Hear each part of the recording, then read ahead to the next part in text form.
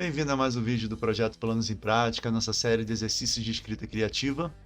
Mais um capítulo na nossa história, na 11ª do nosso projeto, e os nossos protagonistas finalmente chegaram em Landa Esquecida. No episódio passado a gente fez eles entrarem na cidade, a gente já desenvolveu, já inventou um pouquinho de como é a cidade, que é um lugar bem castigado, né, que sofreu várias adversidades. E agora que eles entraram na cidade, a gente decidiu que eles precisam falar com alguém importante, porque antes do clímax da história eles precisam saber a verdade, né? Por que Landa ficou assim, por que Landa Esquecida ficou assim, saber um pouquinho mais sobre os heróis, a verdadeira face desses heróis, né? E daí então a gente encaminha a história para o seu final, para o seu conflito, pro seu grande conflito e para o seu final, né? Então vamos lá, deixa eu dar uma lidinha no que eu fiz na última sessão de escrita, para poder decidir como é que eu continuo a história, né? Eu sei que a gente já descreveu prédios em ruínas, já fez aparecer uma pequena horta, né? Onde tem pessoas trabalhando ali, cultivando alguns frutos. Deixa eu só dar uma olhadinha aqui para ver como é que eu prossigo com a história.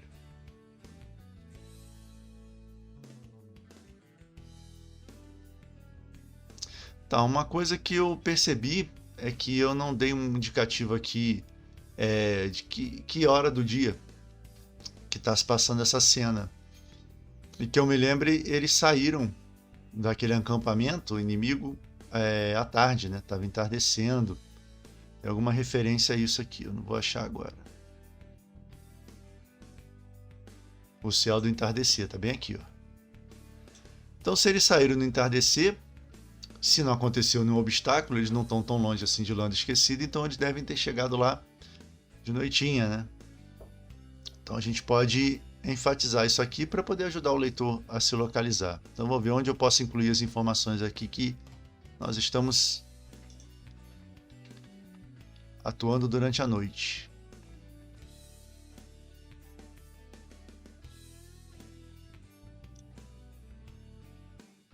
Aqui eu posso completar, ó.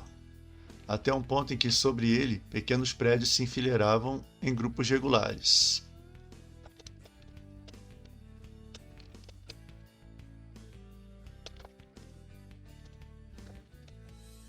Escrevi o que estava passando na minha cabeça, agora eu vou tentar dar uma acertada. Então, pequenos prédios se enfileiravam em grupos regulares, mal iluminados pela lua cheia surgida há pouco no céu. Não precisa do no céu, porque a lua cheia só pode surgir no céu, né? E por tochas e lanternas precárias. Tem dois eis aqui seguidos, né? Vou cortar um e ver se dá para ler direitinho. Até um ponto em que sobre ele pequenos prédios se enfileiravam em grupos regulares, mal iluminados pela lua cheia surgida há pouco, por tochas e lanternas precárias. Mais ou menos, né? Mas pelo menos agora a gente já tem uma noção da atmosfera, né? Qual é o clima que os personagens estão observando, né? E também tem outra questão, que eles encontram um pessoal trabalhando nas hortas, né? Já está de noite, então eu tenho duas opções aqui, ou eu posso mudar isso, né? Eles podem estar fazendo outra coisa, ou eu posso dizer que eles trabalham independente de ser noite. Isso, ali a precariedade é tanto que não tem esse negócio de ir para casa, né? Que as pessoas trabalham o tempo todo.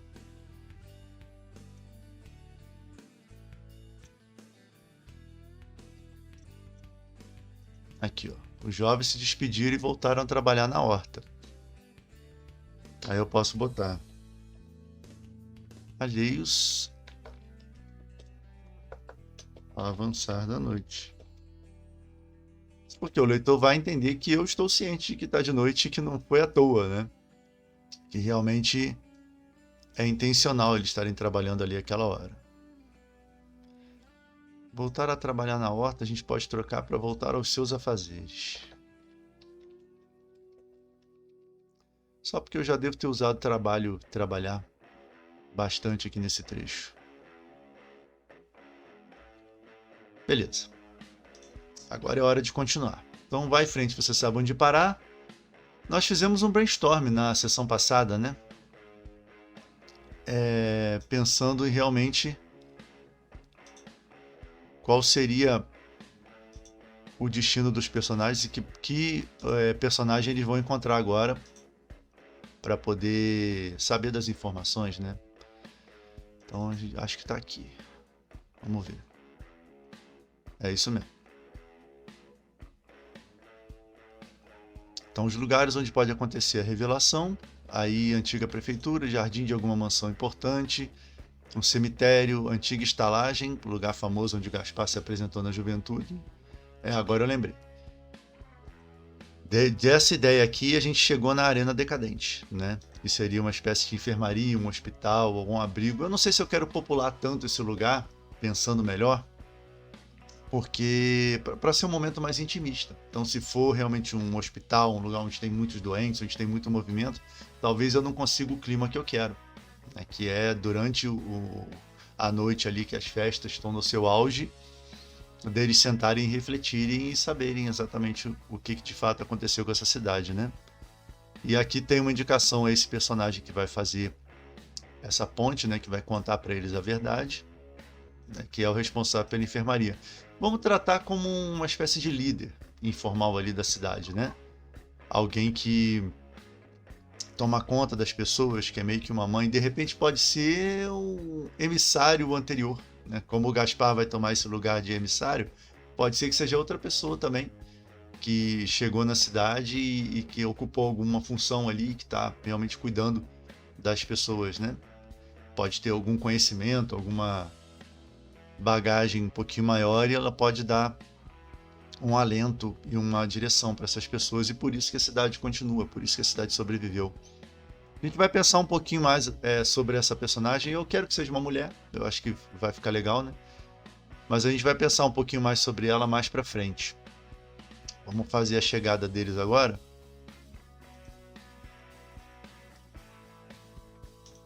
E aí a gente pensa nessa questão quando ela surgir, né?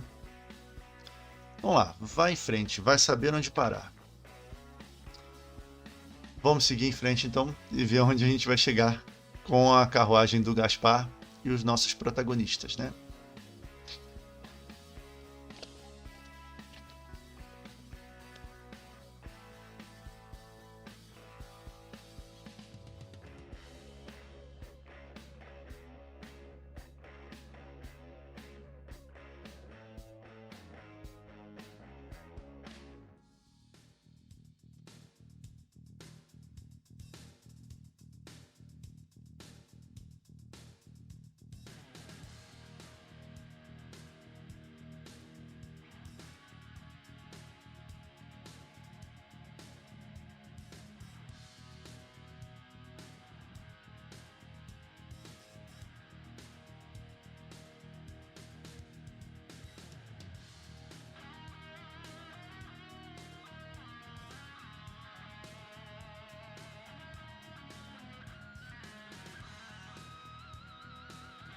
Consegui um grande parágrafo aqui, tentando fazer essa descrição da arena. Vamos ver como é que ficou. Vai em frente, vai saber onde parar, e ele soube. Vagarosamente, uma construção foi surgindo no horizonte, destacando-se pelas formas amplas e por ser mais iluminada que as demais. Em princípio, parecia simplesmente uma muralha monumental, pontuada por escurecidas portas e janelas em arco. Conforme se aproximavam, Ziane concluiu tratar-se de uma antiga arena. Então aqui eu descrevi exatamente o que eles estavam vendo, né? E depois coloquei o ponto de vista do personagem nomeando a coisa, para não deixar dúvida para o leitor, né? Às vezes não é preciso fazer isso, às vezes só a descrição a gente já fica certo de que o leitor vai entender do que a gente está falando. Mas como aqui é uma história mais breve, né, e isso não tem tanta importância, então a gente pode arrematar a questão dando uma descrição para ver se o leitor se situa, né? E depois, quando a gente coloca o ponto de vista do personagem reconhecendo aquele novo elemento na história, ele vai associar isso com o que ele já leu e vai formar uma imagem na cabeça. Então, com sorte, aqui ele já vai estar entendendo onde é que os personagens estão, né? Ele hesitou diante da porta maior, ela própria mais alta que uma casa de 2 andares, mas diante da silenciosa afirmativa de Beltin, continuou avançando por um túnel que os deixaria na parte central da arena. Beleza. Aqui a gente tem um problema, porque diante da porta maior, ela própria é mais alta. Se era maior, era mais alta, né? Fica uma coisa meio redundante. Então, vamos botar principal. Claro, lembrando que isso aqui é o primeiro tratamento, né? Eu não estou muito preocupado com escolhas de palavras, em embelezar, em construir as frases de uma maneira mais clara. Aqui é só a fase de colocar a história, né? De arrumar a história num arquivo, num papel, por assim dizer. E mais para frente esse trabalho vai ser feito, né? Tá. Ele hesitou diante da porta principal, ela própria é mais alta que uma casa de 2 andares, mas diante da silenciosa afirmativa de Beltin, outro problema aqui, temos um diante e um diante, né? Então a gente troca mais após. Mas após a silenciosa afirmativa de Beltin, continua avançando por um túnel que os deixaria na parte central da arena. Banhados pelas chamas que dançavam em pequenos postes, murais e entalhes decoravam os muros. Ó, outro problema, murais e muros, né? Quando a gente vai escrevendo seguindo o fluxo de ideias, acontece mesmo, e nessa hora que a gente está preocupado mais com o conteúdo do que a gente está escrevendo, a forma ela deixa de ganhar atenção, e aí acontecem palavras repetidas ou palavras muito parecidas próximas, né? Então aqui a gente troca com as paredes internas. As paredes internas é uma combinação de... Aí eu pensei em 2 palavras aqui, né, que pudessem sugerir aqui. É uma combinação de alguma coisa e alguma coisa que o perturbava. Então eu sempre, quando eu não sei o que eu vou escrever e eu quero continuar escrevendo, eu boto 3 As maiúsculos e depois eu resolvo, né? Isso já é um costume. Então tem outro problema de construção aqui que eu acho que dá para inverter, né? Banhados pelas chamas que dançavam em pequenos postes, murais e entalhes. Tá vendo? Parece que eu estou listando pequenos postes, murais e entalhes, mas não é. Os murais e entalhes decoravam as paredes internas, banhados pelas chamas que dançavam em pequenos postes, né? Então, em princípio, eu posso fazer essa inversão, mas eu acho que dá para construir essa frase de uma maneira ainda melhor. Mas, por enquanto, eu vou deixar assim. Murais e entalhes decoravam as paredes internas, banhados pelas chamas que dançavam em pequenos postes. E uma combinação de... O que tem nessa cidade? Né? Essa cidade já foi muito opulenta, já foi uma cidade de muito poder, um lugar de muito poder, e hoje em dia ela é uma cidade em ruínas, né? Então, uma combinação de poder e abandono. É uma combinação de poder e abandono que o perturbava. Para mim tá bom. Só que eu vou escrever porque eu acabei de pensar. Então, logo a carruagem parou, elas desceram. Então, o que a gente quer aqui, né? Nessa arena abandonada, nós temos o nosso personagem novo, né? Que vai trazer novas informações para os nossos protagonistas. E nesse primeiro momento, eu quero que o Ziane observe. Eu quero que ele fique à distância e observe as duas conversando com esse novo personagem. E aí, através dos olhos dele, o leitor vai saber a descrição, a aparência do personagem, né, da personagem, o modo como elas duas interagem. Então eu acho que assim vai funcionar melhor esse momento da história, né? Que ele fique de longe e apenas observe Beltin e Odell interagindo com essa nova personagem. Ainda não sei o nome dela, ainda não sei o background. Depois a gente faz um brainstormzinho para resolver tudo isso. Eu quero que ela seja um personagem importante e que até aproveite mais para frente, né? Então vamos lá, vamos seguir mais um pouquinho.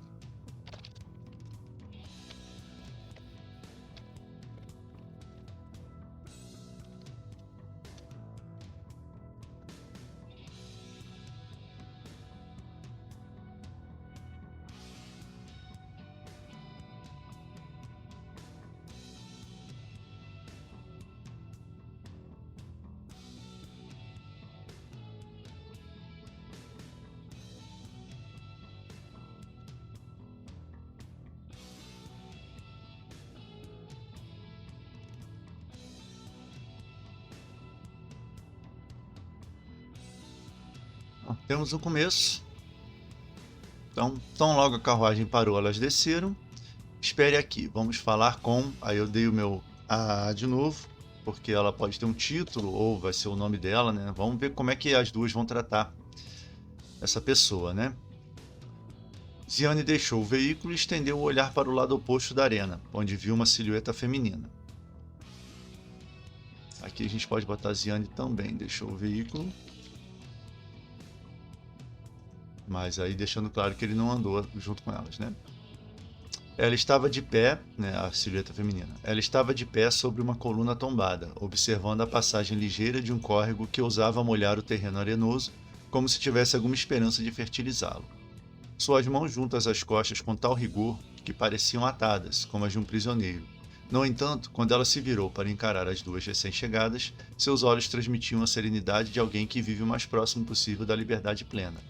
Então aqui eu tô meio que guiando o olhar do leitor, né? Eu fiz ele enxergar uma silhueta ante a aproximação das duas, né? E aí eu fiz um contraste, uma imagem de contraste, como eu queria mostrar no olhar dela que era um personagem livre, né? Meio que liberto de sofrimento. Vamos nessa direção, né? É uma personagem que já alcançou uma certa evolução.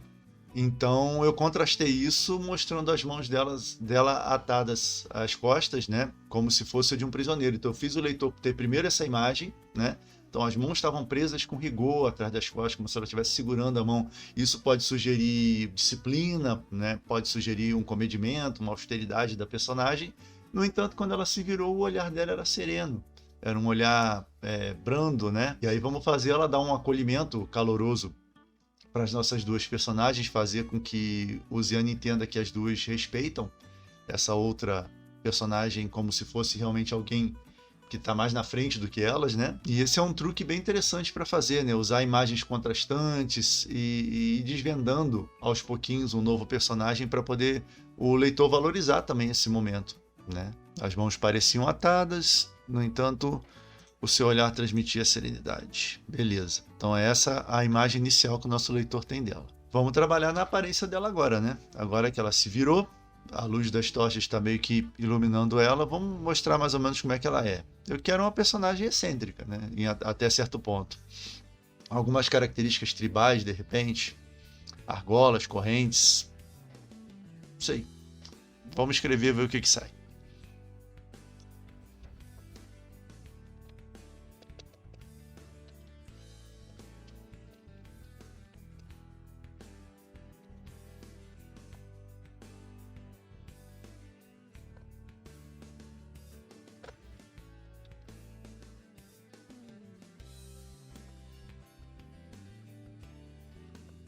Bom, nossa personagem está surgindo aqui. Provavelmente não era muito mais jovem que Gaspar. Isso aqui não é à toa, né? Eu quero que os dois tenham algum entendimento mais pra frente. E por ela, eu pensei nisso também aqui no começo da nossa sessão, né? Que ela pode ser uma emissária do Deus dos Esquecidos anterior, né? De um evento anterior. Então eu acho que isso pode gerar alguma identificação ou até ela falar algumas coisas pro Gaspar que possam orientá-lo nessa nova fase da vida dele, né?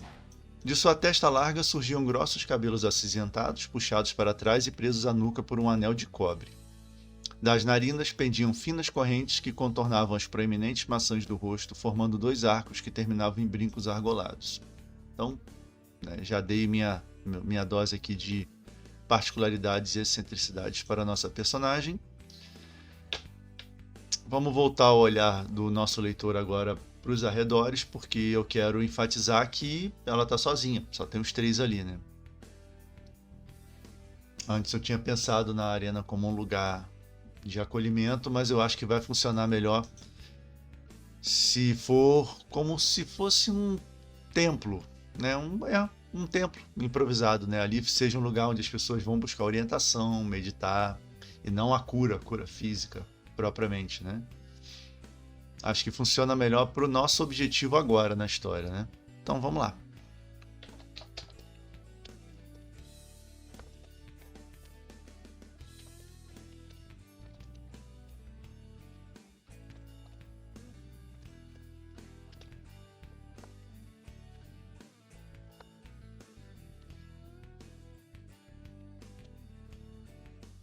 Então, para além dela, não se via mais ninguém.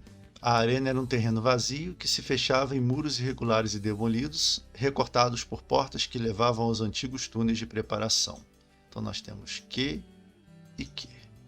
Era um terreno vazio, em vez de que se fechava, fechado.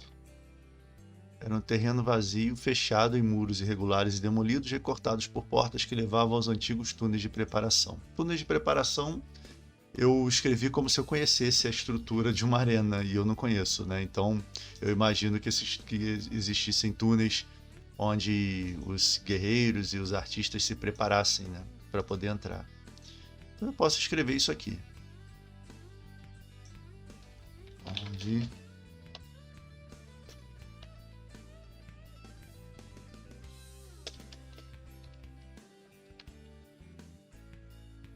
aos antigos túneis onde artistas e guerreiros se preparavam. Ficou mais específico, né?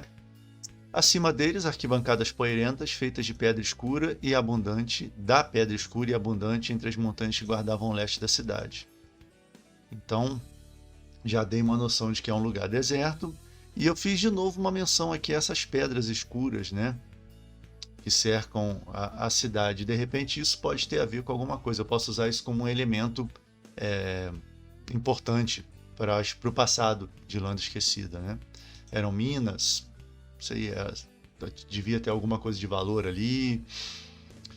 Vamos ver por que existem tantas dessas pedras escuras entre as montanhas, se isso tem algum valor ou se isso representa um obstáculo. Mais para frente a gente vê, né? Então, quando eu falo dessas montanhas, eu estou falando disso aqui, ó.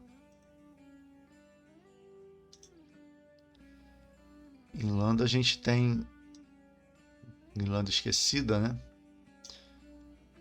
A cidade fica por aqui e nós temos essas montanhas aqui, né?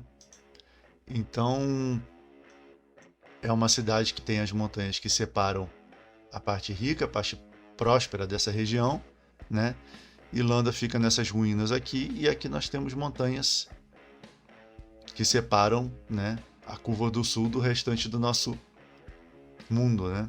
Então eu quero usar esse terreno montanhoso como parte importante da história do que aconteceu aqui.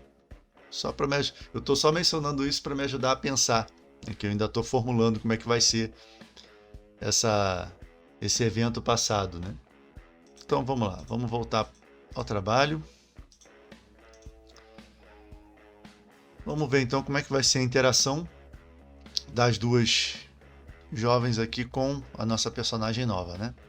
Como eu falei, eu quero que o Ziane só fique observando a distância.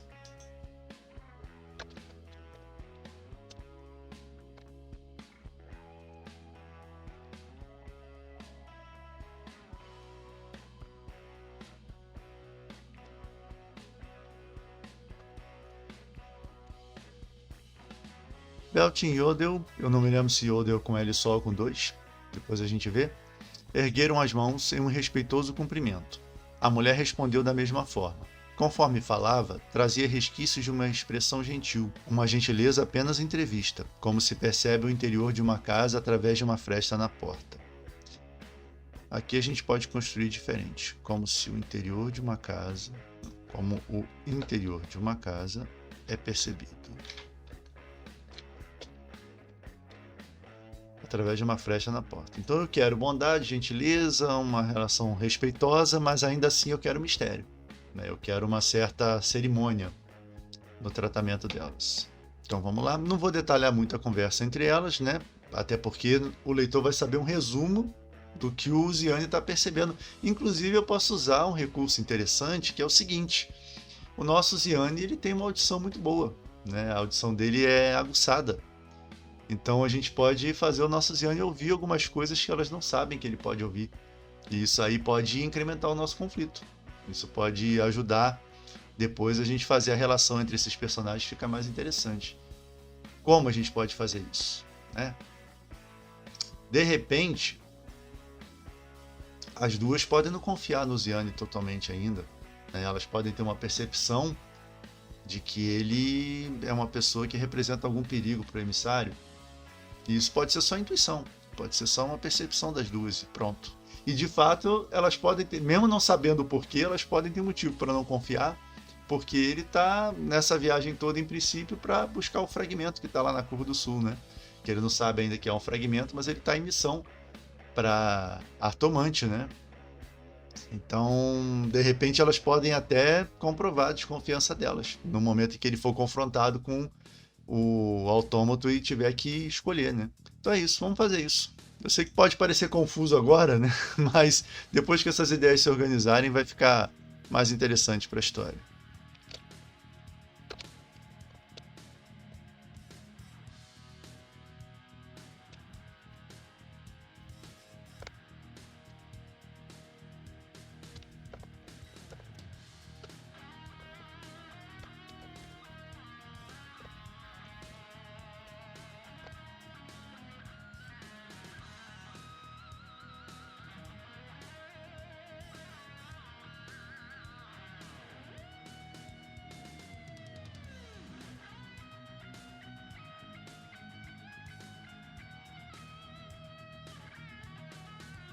Beltin e Yodel ergueram as mãos em um respeitoso cumprimento. A mulher respondeu da mesma forma. Conforme falava, trazia resquícios de uma expressão gentil, uma gentileza apenas entrevista, como o interior de uma casa é percebido através de uma fresta na porta. Eu ainda acho que essa frase aqui merece uma construção melhor, mas para frente eu vejo isso. A conversa entre as três avançou por quase um minuto, até que Ziane resolveu aguçar seus ouvidos, né? Elas falavam de maneira comedida e estavam a uns bons metros de distância, mas para ele isso não era problema. Só relembrando ao leitor de que ele realmente tem uma capacidade de audição um pouco maior. Quando alcançou os sons das vozes, o colecionador ouviu Yodel relatando os últimos acontecimentos, com ênfase no heroísmo do companheiro perdido, né, o Legate, se não me engano. A mulher quis saber sobre elas. Beltin e Yodel falaram sobre o que passaram enquanto foram prisioneiras, o que esfarelou qualquer resquício de simpatia que Ziane poderia sentir pelo povo de Stendhal. Então aqui é um jogo de vai e volta, né? A gente vai até as personagens, vê o que está acontecendo lá, as reações e tudo mais, e volta pro ponto de vista, né? Que é o do Ziane. E como ele está ouvindo de longe, a gente dá o direito dele meio que se manifestar, do leitor saber o que está se passando com ele. E ao mesmo tempo que a gente dá ao leitor um motivo para ter um pouco de simpatia por ele, né? Porque ele ali meio que se revoltou e a gente não precisa explicitar o que elas passaram, não tem necessidade. A reação dele é suficiente para o leitor entender que foram coisas horríveis, né? E o fato dele sentir alguma empatia por isso e dele passar a odiar ainda mais o povo, né? Se ele sentia alguma simpatia por eles, agora ele não sente mais, né? Melhor dizendo, né? Ele não odeia, não mostrei em nenhum momento que ele odeia o povo de Stendhal. Mas a partir daqui ele vai vê-los como inimigos propriamente. O que pode ser um motivo de um conflito futuro. Porque ele pode, de repente, perceber que nem todos em Stendhal são pessoas ruins e tudo mais. Então é por isso que as ideias não acabam nunca, né? E se a gente quiser prosseguir com uma história por muito tempo, sempre dá para fazer. É só a gente ir pegando essas pontas e ir desenvolvendo. Então, voltando ao assunto principal aqui, né? As duas estão contando o que aconteceu com elas. Isso trouxe alguma empatia para o nosso Ziane. A gente pode abordar agora qual seria a situação do nosso emissário. O leitor precisa saber o que a mulher pensa sobre isso, né? E o que a gente acha que ela pensa sobre isso? Ela vai embarcar. Como ela foi, né, no passado uma emissária, a gente já determinou isso no começo da história e agora eu vou seguir assim. Ela vai embarcar nessa. Ela vai dizer, poxa, que bom, né? Mais um emissário do Deus dos Esquecidos. Né? Eles podem ter uma crença de que essas pessoas que chegam aleatoriamente da cidade chegam por algum motivo. E não tem como desmentir. Né? É uma crença que pode prevalecer por causa disso.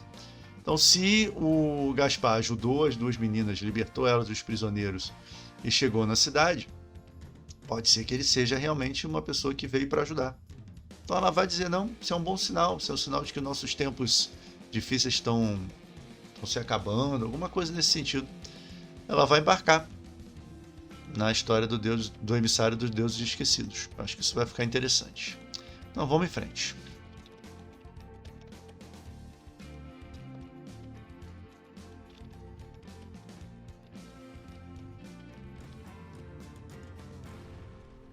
Beleza. Um pequeno trecho mesmo, não estou desenvolvendo muito todo esse encontro delas. Talvez mais para frente eu perceba que eu preciso detalhar um pouco mais. No momento eu não estou vendo necessidade, né? Então, sobre Gaspar, sempre chamado pelas jovens de emissário do Deus dos Esquecidos, apenas encantos e elogios. Com convicção, a nossa personagem que não tem nome ainda, disse que a chegada dele era um sinal de que os tempos difíceis estavam no fim. Isso é o suficiente para estabelecer o que ela pensa sobre isso, né? E que é um lugar realmente mais místico, vamos dizer assim. E sobre o Ziane, né? A gente já falou que elas não confiam nele, né? Que isso seria interessante se elas duas estivessem um pouco apreensivas em estar com ele por perto. E de que elas podem pensar que ele pode ser uma ameaça, né? Representar uma ameaça, principalmente porque ele pode querer levar o Gaspar embora. Tem várias direções para onde a gente pode ir com isso, né? Um momento ele pode priorizar, como eu tinha falado antes, a busca dele em vez da saúde do Gaspar. Pode ser que elas sejam responsáveis por trazê-lo à razão, né? Ao que realmente importa, fazê-lo ver o que realmente importa. Agora fica interessante porque tem muitas direções para onde a gente pode ir. Mas como é que a gente faz essa ponte, né? A gente pode dizer aqui que o Ziane, ele não gosta muito de ouvir o que as pessoas pensam, né? Não gostam muito, ou pensam no que as pessoas dizem, porque é quase como se ele estivesse lendo mentes. Então, não é uma habilidade que ele gosta de usar com frequência, de ficar ouvindo a conversa dos outros, porque ele às vezes ouve coisas que ele não gostaria de ouvir. Como, por exemplo, que as duas não confiam nele, né? Então, acho que é uma boa ponte aqui, é um bom caminho para a gente dar essa informação para o leitor. Eu vou escrever exatamente isso. Depois eu vejo uma maneira mais sofisticada de demonstrar esse contexto, né?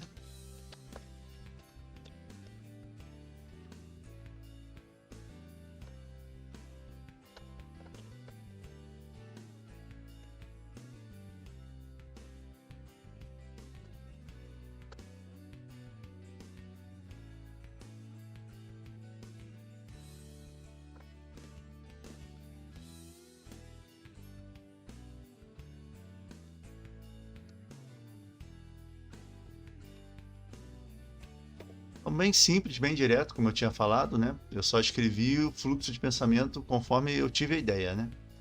Então, sobre Gaspar, sempre chamado pelas jovens de emissário do Deus dos Esquecidos, apenas encantos e elogios. Com convicção, a nossa personagem disse que a chegada dele era um sinal de que os tempos difíceis estavam no fim.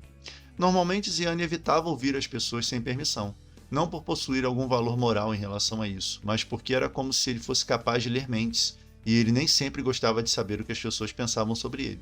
Naquele instante, por exemplo, descobriu que as duas não o achavam confiável, que ele parecia esconder suas reais intenções e que era preciso manter os olhos abertos. Também fui bem breve, conforme eu fui na questão delas em relação ao Gaspar.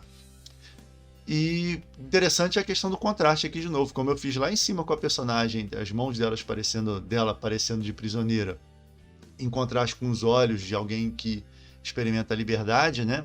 Aqui é a mesma coisa. Para o Gaspar elas foram só elogios e estão encantadas com ele, e em relação a ele elas estão meio que apreensivas, né? Desconfiadas.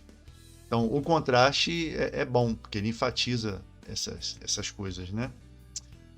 Beleza, então vamos encerrar a conversa. Talvez eu precise voltar aqui depois para melhorar. Talvez não, quase certeza que vou precisar voltar aqui para melhorar, mas eu quero avançar com a história. Então vamos encerrar a conversa deles aqui e fazer agora um breve confronto entre a personagem nova e o Ziane, porque ela já vai chegar agora com uma certa informação, né? Ela vai chegar apreensiva com ele também, né? Desconfiada. E isso vai ser interessante, porque ele também vai ficar desconfiado do que ele está fazendo ali, quem é ela, por que ela, né, certas coisas que ela pode falar, principalmente a favor do Gaspar ser o emissário e embarcar numa missão altruísta para defender a cidade, pode ser que ele seja contra tudo isso, né? Então a gente pode colocar eles dois em lados opostos, isso também vai ser muito interessante para a nossa história. Então vamos lá, vamos fechar a conversa e fazer eles trocarem algumas palavras e a gente encerra nossa sessão de hoje, né?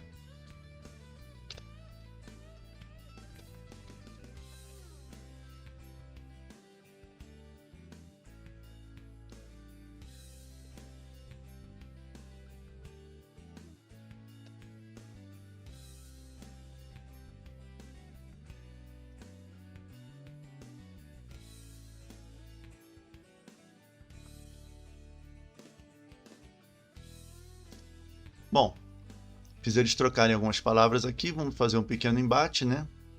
E eu arrumei um problema para mim mesmo, né?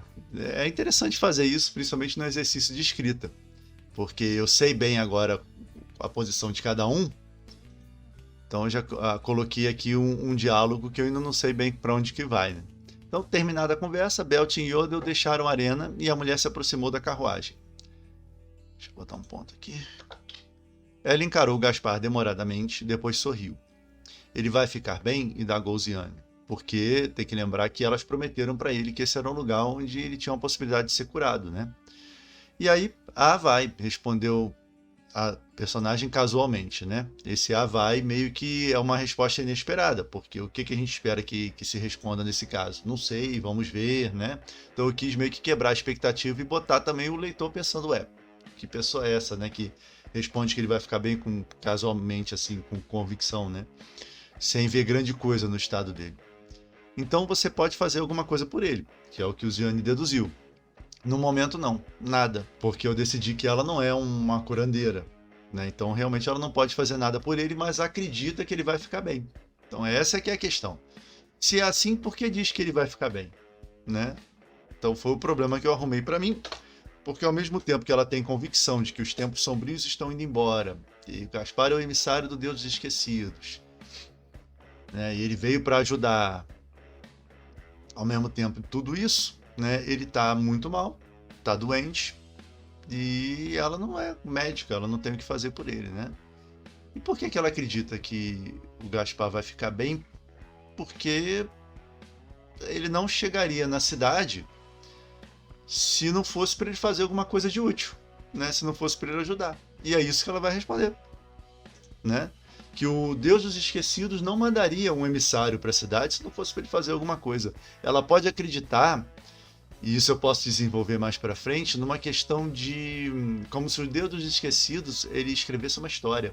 Isso eu já falei nessa história um pouco antes, acho que quando eles estavam na fonte, que, se não me engano, o professor do Ziane falou isso para ele, que acredita que os deuses escreviam uma história com as pessoas, né? E eles eram apenas atores dessa história escrita pelos deuses. Esse é um conceito que pode voltar. Inclusive, ela pode usar isso mais para frente e fazer com que o Ziane reflita no que ele aprendeu lá atrás. E eu consegui amarrar duas pontas que eu nem imaginava que eu ia conseguir. Então é isso. Ela acredita numa construção de uma narrativa, de uma história, que os deuses estão escrevendo uma grande história, utilizando os homens, né, como atores dessa história. Então não faria sentido o Deus dos Esquecidos mandar um emissário para a cidade, sendo que ele chegaria ali apenas para morrer, né? Então por isso que ela é convicta de que ele vai ficar bem de alguma maneira. Pronto. Vamos escrever isso então.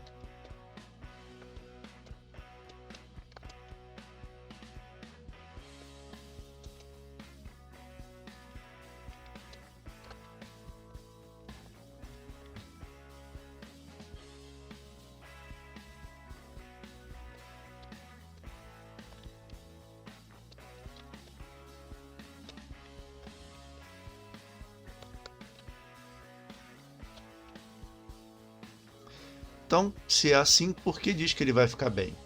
Não creio que o Deus dos Esquecidos nos mandaria um emissário que estivesse perto da morte, disse ela com total convicção.